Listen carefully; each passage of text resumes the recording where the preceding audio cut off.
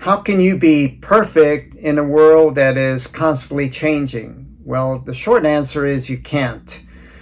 However, there is a kind of perfection if you shift your perception to the whole. Like instead of just looking at it from your own individual perspective, if you look at it from a broader perspective in how you're interacting with the medium or the situation that you're engaged in, then there's a certain truer perfection that is happening there. And this is what I call being perfectly imperfect. Now, the biggest perception shift that I see people need to make is from an end result way of understanding perfection to a process way of understanding it. It's really a misalignment with reality. There really is no such thing as a perfection of the part, like the individual. The perfection only occurs when you expand your perception to the whole, like the whole world or the whole situation that you're engaging in. It's that integration of you with the rock climber, you in a conversation with someone else, you in the wider world that comes together perfectly to create outcomes. Now, a perfect, pun intended, example for this is rock climbing. So think of a rock climb as a certain height. Let's call it 100 feet, from ground to the anchors where the climb ends. The climb has a certain difficulty. Okay, the climb is one part of this situation. Another part is you. If you're the climber, you have certain skills around mental strength, physical strength, technique strength. And as you're applying yourself, going up this climb, and let's say you fall off at 3/4 height at about 75 feet, then the two parts interacted perfectly right at that moment to cause that outcome of you falling off. Okay, so when you can expand your perception to the whole like this, you can see the outcome less as a failure on your part, but rather how two parts in a greater whole came together perfectly to create this outcome. That can reframe your failure toward more a learning experience. It can engage your curiosity. Like you can even be eager to find out how to improve your skills, your mental skills, your physical skills, and your technique skills to rise to the level of the challenge of the rock climb. That's a broader, more helpful way of understanding perfection. When you go into the unknown, something that's stressful, you will make mistakes. Like, why would you think that you should make mistakes or couldn't make mistakes? You're out of your comfort zone. You're in the unknown. You can't know what's there because by definition you're in the unknown, so you don't have any knowledge to apply so that your actions will prevent you from making mistakes. So you're going to make mistakes. It's not optional. And so if you know that when you are in this unknown, in this stress zone, this stress area, that you're going to make mistakes, then you start seeing them as necessary for your learning. And in fact, they're essential because, like I said, you can't avoid making mistakes. They are part of the learning process. So you're imperfect in that you constantly make mistakes. Now, the learning process itself is really messy because, again, you're in the unknown, you're stressed, you're feeling unstable, you're not comfortable, and yet you stay fully engaged so that you can learn something. So this messy learning process really is perfect in what's necessary for you to be able to learn. So here you can see how you as an individual in the part, you're imperfect in making, because you're making mistakes. But then when you look at the learning process itself and how you as an individual, the part, is integrating into the broader situation that you're engaged in so you can learn, this messy learning process that's perfect, this is the perfectly imperfect combination that I'm describing here, that you can understand so that you can engage in it and trust how it's unfolding. Let's look at this idea of perfectionism in the context of a student's feedback. Got feedback from this fella about the particular drill that we call follow the eyes, okay? Let me describe the drill so you know its intentions, and then we'll go into the student's comments. So the intention for the drill is to notice where your eyes go first for stepping with your feet and grabbing with your hands, and use the first hold that your eyes go to. No shopping around for other holds. And the reason for this is that we want to have the students learn to trust their bodies for how to do the climbing. Your body knows what feels balanced. And in this drill, your body gets in different orientations, and based on its desire to be in balance, your eyes will go to certain holds. Now, sometimes these holds are small, kind of like this one right here. So your eyes might go to this small hold, and now if the mind is thinking that this hold is too small to be successful to grab and secure, then there's going to be a tendency for the mind to want to shop for other holds. In other words, distracting you from the intention for the drill. So a really important part of mental training is developing your ability to stay with your intentions, the intentions that you set. So this drill is set up very specifically to create this intention, and then to create this dissonance, this conflict between how the body is directing you to do the climbing and how the mind prefers the climbing. Now, important thing to understand here is that if your body is directing you to a small hold and your mind is starting to rebel to that, thinking that it's going to be impossible to hold, the reason for that is that this hold is outside of your comfort zone. It's stressful for the mind. In other words, the mind's realm of expertise is the comfort zone. It's your level of experiential knowledge. And so when your body is directing you to a small hold right here, it's something that's stressful. And it's something that's outside of your mind's realm of understanding, of your mind's realm of expertise. So we want you to be able to experience this conflict between how your body's directing you toward doing the climbing and your mind rebelling simply because it's stressful and it's outside of the known for the mind. Now, some students will shop for other holds.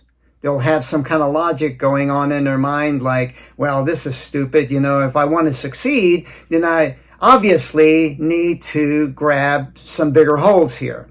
And they'll shop. So they make mistakes according to the intentions of the drill. And this is really important because mistakes, like I said earlier, are essential for learning. So that gives us something that we can talk about in the debriefs, to look at this mistake that the student made compared to the intention of the drill. And other students, they will also feel this tendency to want to shop for other holds, this interference of the mind, and they will have the awareness that the intention for the drill was to use it anyway. And so they will they will grab the hold instead of shopping for other holds. And then one of two things will happen. The climber will fall, or the climber will not fall. They'll be able to hang on to that small hold.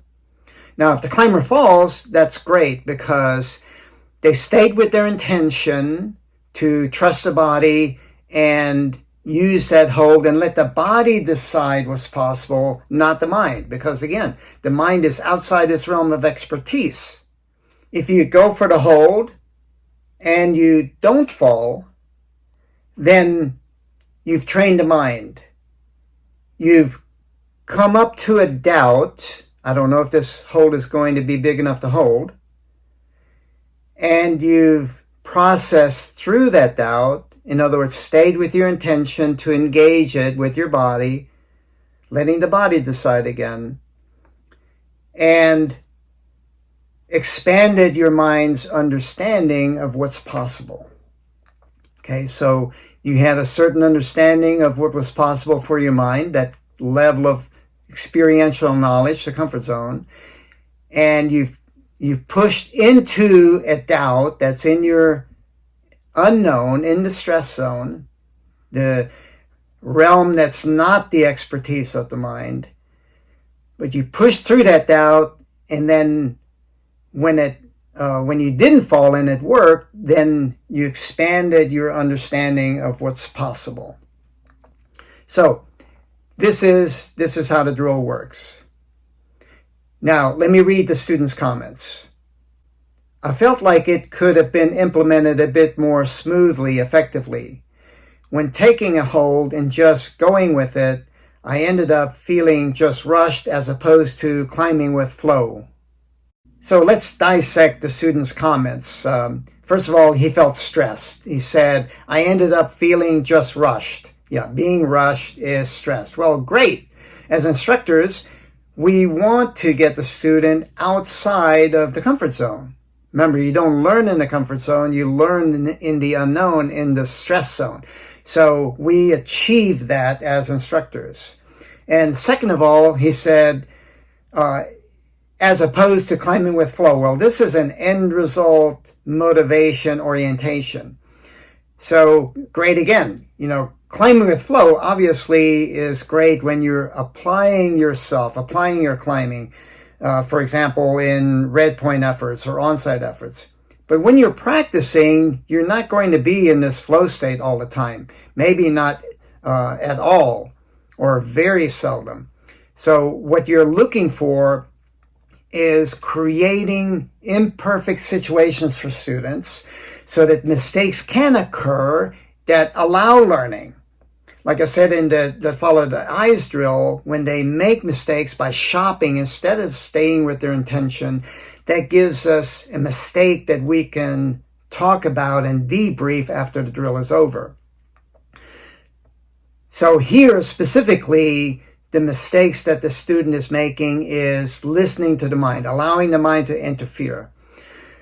So when we look at the student's comments here, we can see that there is an end result idea of perfection.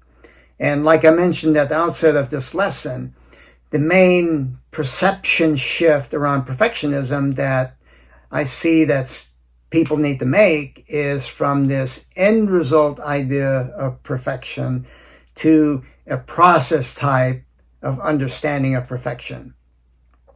A process type understanding will help you learn from the drills that we're presenting. So remember, this is mental training. We're training the mind.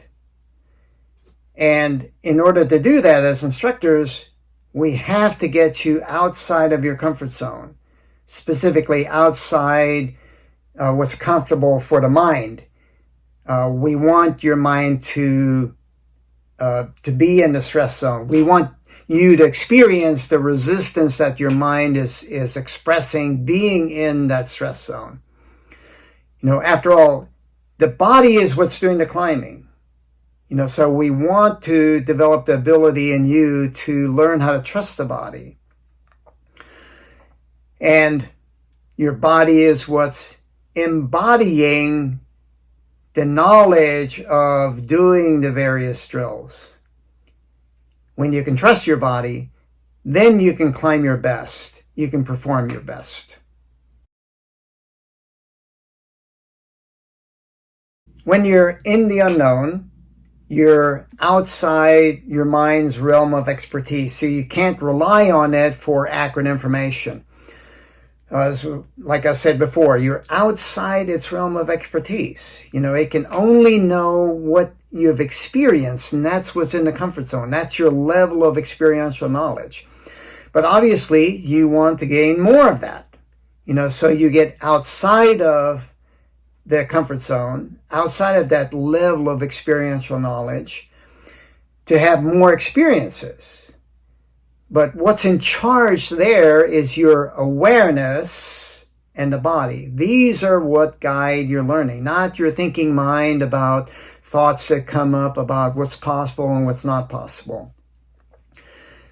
So consider that, whether you're applying this in life situations or climbing situations, it's messy. The learning process is constantly changing. We're in a constantly changing dynamic world that's perfectly imperfect, and what you want to do is to fully commit to that perfectly imperfect situation. Like I said, these two things that are coming together. You're imperfect because you make mistakes. You're engaging in this messy learning process that's perfect in that you need that messiness. You need the essential to make mistakes so that learning actually can occur. And then together they integrate in what I've been calling as perfectly imperfect. Now, that is a broader, more true understanding of perfection. Let's look at this through the lens of the warrior.